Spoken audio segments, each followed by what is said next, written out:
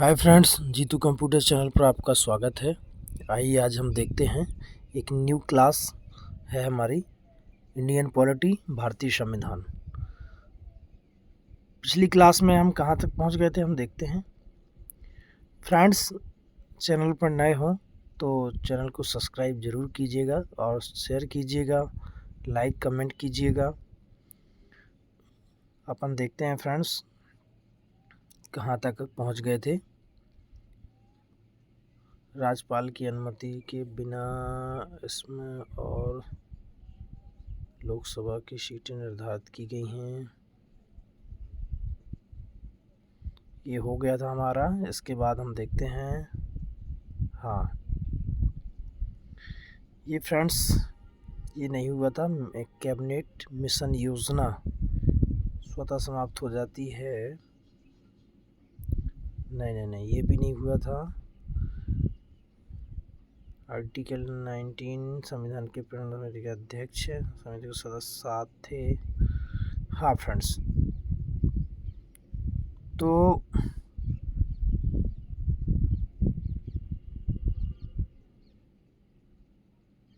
यहाँ से हम शुरू करते हैं फ्रेंड्स। लगभग कल हमारा यहाँ तक हो गया था फ्रेंड्स कि राज्यसभा तथा लोकसभा के संयुक्त अधिवेशन की अध्यक्षता कौन करता है। तो ये हमारा क्वेश्चन हो गया था। इसको हम फिर से रिपीट करेंगे। राज्यसभा तथा लोकसभा के संयुक्त अधिवेशन की अध्यक्षता कौन करता है। तो वो है लोकसभा अध्यक्ष। और संयुक्त संसदीय समिति के अध्यक्ष का मनोनयन किसके द्वारा होता है। तो वो है लोकसभा अध्यक्ष के द्वारा। तो फ्रेंड्स, ये वनडे एग्ज़ाम के लिए बहुत ही महत्वपूर्ण है फ्रेंड्स, और ये बहुत ही शानदार है। आप इसको देख सकते हैं। अगला क्वेश्चन देखते हैं। धन विधेयक के संबंध में राज्यसभा को किस प्रकार का अधिकार है। केवल सिफारिश का अधिकार है। आप इस बात से अंदाज़ा लगा सकते हैं कि यदि कोई धन विधेयक कानून पास करना है या कोई पैसे वित्त का मामला है तो इसमें मात्र लोकसभा ही सर्वोपरि है। मतलब वो राज्यसभा सिफारिश कर सकती है, उसमें हस्तक्षेप कुछ नहीं कर सकती। लेकिन जब कानून की बात आती है तो कानून में राज्यसभा लोकसभा दोनों भी उसमें अपनी बात को रख सकते हैं। इसके बाद हम बात करेंगे लोकसभा के निर्वाचन क्षेत्रों। लोकसभा के निर्वाचन क्षेत्रों का परिसीमन कौन करता है। तो परिसीमन आयोग होता है फ्रेंड्स। इसमें परिसीमन आयोग ही इनका परिसीमन करता है। इसके बाद हम नेक्स्ट क्वेश्चन देखते हैं फ्रेंड्स। भारत में उच्च न्यायालयों की संख्या कितनी है। तो जो आज की डेट है वो 24 है फ्रेंड्स। 24 उच्च न्यायालय हैं अपने भारत में। भारत में वर्तमान में कुल कितने राज्य हैं। तो 29 राज्य। तेलंगाना आ चुका है और धीरे धीरे फ्रेंड्स आप इसको कंप्लीट करेंगे। यदि कोई व्यक्ति अपनी इच्छा से विदेशी राज्य की नागरिकता अर्जित कर लेता है तो उसकी भारतीय नागरिकता का क्या होता है। तो क्या है फ्रेंड्स, स्वतः समाप्त हो जाती है। मतलब यदि आप कहीं विदेश घूमने जा रहे हैं और वहाँ पे अगर आप नागरिकता पा लेते हैं तो आपकी जो भारतीय नागरिकता है वो आपकी समाप्त हो जाती है। ये बहुत ही महत्वपूर्ण प्रश्न है फ्रेंड्स, ये हमें पता होना चाहिए। इसके बाद हम देखते हैं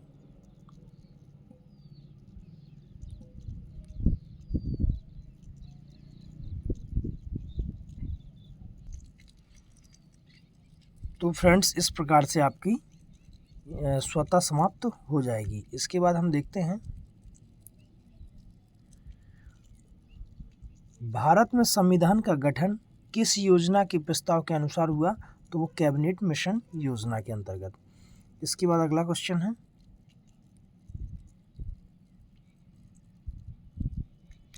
अनुसूचित जाति और जनजाति के क्षेत्रों के प्रशासन के संबंध में प्रावधान संविधान की किस अनुसूची में है। तो 5वीं और 6वीं अनुसूची। आपकी 5वीं और 6वीं अनुसूची में संविधान का प्रारूप संविधान सभा ने कब स्वीकृत किया है। संविधान का जो प्रारूप था फ्रेंड्स वो संविधान सभा ने कब स्वीकृत किया है। वो है 26 नवंबर 1949 को।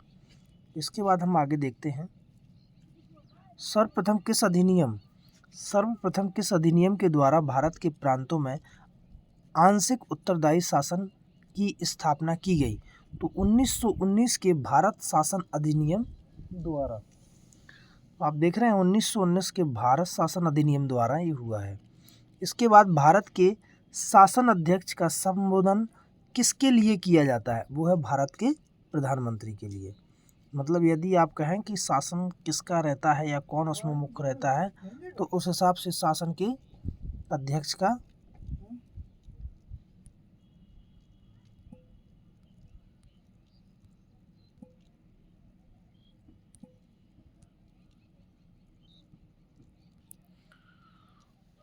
फ्रेंड्स, इसमें हम देखते हैं संविधान के किस भाग को भारत का मग्ना कार्टा कहा जाता है? तो वो है भाग 3 को फ्रेंड्स, भाग 3 को। विधान परिषदों में सर्वप्रथम किस अधिनियम के अंतर्गत भारतीयों को प्रतिनिधित्व दिया गया? तो वो है आर्टिकल 1909 के अधिनियम के अंतर्गत। ये फ्रेंड्स वन लाइन क्वेश्चन है, वन लाइनर। 15 अगस्त 1900, हम इसमें देखते हैं, एक मिनट फ्रेंड्स, इसका क्वेश्चन है, हाँ, 1919 के अधिनियम के अंतर्गत। और इसमें देखते हैं, प्रश्न है अगला हमारा, 15 अगस्त 1947 और 26 जनवरी 1950 के मध्य भारत का राजनीतिक दर्जा क्या था? तो वो था ब्रिटिश राष्ट्रकुल का एक अधिराज्य। ब्रिटिश राष्ट्रकुल का एक अधिराज्य। चूँकि समझ सकते हैं फ्रेंड्स कि 15 अगस्त 1947 को हमारा देश आज़ाद हुआ था। इसके बाद 26 जनवरी 1950 को हमारा संविधान, भारत का संविधान लागू हुआ था। तो कहने का मतलब है कि इतने बीच में क्या रहा, कैसे शासन चलता रहा? तो वो ब्रिटिश राष्ट्रकुल का एक अधिराज्य की तरह, मतलब डोमिनेंट स्टेटस की तरह ये अपना चलता रहा। अगला है फ्रेंड्स, किसकी अनुमति से कोई भारतीय नागरिक विदेशी सरकार से कोई उपाधि या सम्मान प्राप्त कर सकता है? तो भारत के राष्ट्रपति की अनुमति से। मतलब यदि कोई विदेशी सरकार उसको उपाधि या सम्मान देना चाहती है तो भारत के राष्ट्रपति की अनुमति लेनी पड़ेगी, तब जाके वो उनको सम्मान दे पाएंगे। इसके बाद है फ्रेंड्स, संविधान के किस संशोधन द्वारा मौलिक अधिकारों की संख्या घटा दी गई है? तो फ्रेंड्स वो है 44वें संविधान संशोधन।